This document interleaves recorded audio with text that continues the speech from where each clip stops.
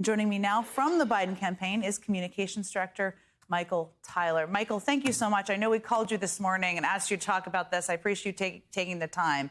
I wanted to start. I mean, your statement from the campaign makes that very clear. It wasn't in your name, but the statement from the campaign makes very clear what the campaign was thinking. But when you heard the full context, when you saw those comments at that rally, what did you hear?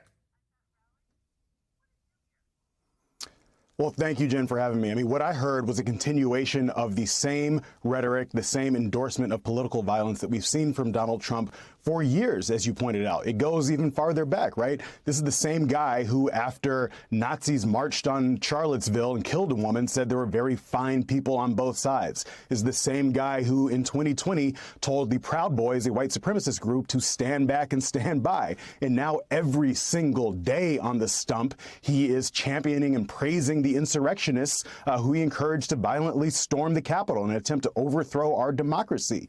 So it's not simply one comment. This is exactly who Donald Trump is, and this is exactly the threat that he poses to our democracy every single day. I think the problem for Trump, though, is that the American people saw what happened on January 6th, and they've responded consistently since, right? They responded in 2022 when Democrats had the most successful midterm cycle for a Democratic incumbent since FDR. They continued to respond last year in states like Kentucky, Ohio, and Virginia in the fall elections then, and they're continuing to respond right now. That's why we're on our front foot heading into this general election, because the American people fundamentally understand, A, what Joe Biden has done to fight on behalf of the American people over the course of the last 3 years, but they see every single day now the threat that Donald Trump poses if he's able to regain power. He is talking every single day about tearing down the fabric of our democracy and enacting political revenge if he's able to serve on a dictator on day one, as he is promising to do. I mean, the American people are smart, to your point. They've been watching him use this rhetoric consistently for months and years. You know, the Trump's team claim, which clearly I don't buy into, but I do want to ask you about, is that this is all in the context of a riff about the auto industry, which doesn't even entirely make sense, let me just say. But I think that I wanted to ask you about that and just what your thoughts are on that and their claim. Yeah, I think the claim is nonsense, again, because this is a guy who every single day is talking about enacting political revenge, who every single day is praising political violence that we saw in 2020. So the idea that they're going to be able to spin their way out of this today is ridiculous, because every single day Donald Trump is promoting and endorsing and encouraging political violence on the stump. It's dangerous, but it is unpopular, and the American people continue to reject it. And so we're confident that we continue to contrast the violence, the danger, the chaos, the division that Donald Trump is preaching every single day on the stump against Joe Biden and Kamala Harris's positive vision for bringing Americans together in pursuit of progress. We're going to be successful, and the American people are going to continue to reject it. It's dangerous, but we have confidence in the decency of the American people to reject the extremism that we see from Donald Trump.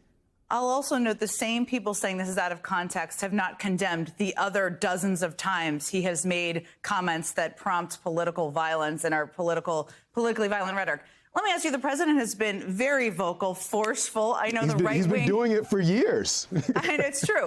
The president's been forceful out there. I mean, so forceful, the right wing's theory now is that he's on drugs, which is hilarious and crazy. But that aside, he's been very forceful in calling out and condemning Trump's language in recent weeks. He has been for years, but he's really upped it. Should we expect to hear him address this specifically out on the trail? I know he has a West Coast swing later this week.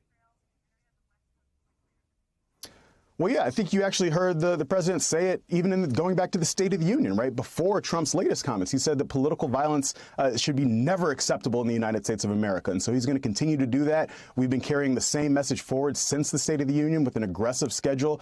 The president was in Pennsylvania. He was in Georgia, Wisconsin, and Michigan last week. He's headed out west to Nevada and Arizona this coming week, where he's going to continue to contrast these two fundamentally different visions for where we want to take this country. The president himself is talking about continuing to build on his historic record of accomplishment, from 15 million jobs, 800,000 manufacturing jobs, lowering costs and delivering for the American people, and contrasting that against the chaos, the division, the violence endorsed by Donald Trump that he's promising to bring back to America if he's able to regain power. So that's going to be the contrast that the president continues to talk about on the stump, and that will continue to provide to the American people from now until November. Sounds like we may hear more from him on this, no question. Let me ask you, Michael, about, former Vice President Mike Pence, former President Trump's vice president, everyone knows this, but it's worth repeating, announced he would not be endorsing Donald Trump. Just today, he said Donald Trump calling January 6th insurrectionists hostages is unacceptable. What is the campaign doing to use comments like those to your advantage? Well, yeah, I think it's important to point out that Mike Pence's comments are simply the latest in a litany of the people who knew Donald Trump closest when he was in power in the Oval Office. So whether it's Mike Pence or Bill Barr or John Kelly, these are the people who worked with him every single day and know that he does not have the temperament, know that he does not have the judgment, know that he does not have the values to ever step foot in the Oval Office ever again. And I think it also speaks to the continued problem that Donald Trump has, given his inability to expand his appeal beyond the hardcore MAGA base. You look at Nikki Haley voters, for example, in states like Georgia or North Carolina or Virginia or Michigan, where Donald Trump continues to demonstrate an inability to go beyond the ceiling, right? He continues to struggle in key suburban counties that are going to be crucial towards the pathway to 270 electoral votes. So our message as a campaign is that if you share the same concerns that these people do, who understand the threat he poses to our democracy, who understands the threat he poses to progress, that there's a home for all of you in Joe Biden's campaign. So we're encouraging folks to go to joebiden.com, sign up, join our efforts, because it's going to take all of us to defeat Donald Trump once again in November. Always a good plug there on the website. Michael Tyler, I know you and everybody's working so hard. Thank you so much for calling all of this out this morning. Really appreciate your time.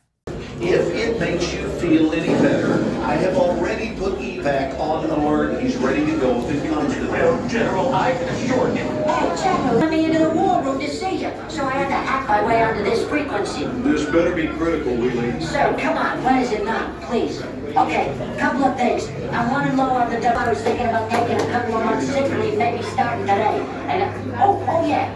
I intercepted a transmission from Megatron. Then send it through. Yes, sir, right away, sir. And so I was so damn weird, going on the other stuff. This is your last warning, insects. Relinquish what remains of the Allspark. So who's the insect? You? What? Who's the insect? Protect you.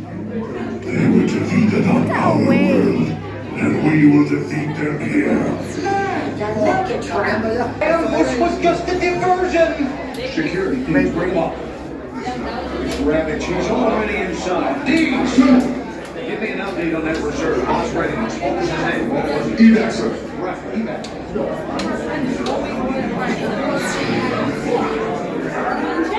She's right in front.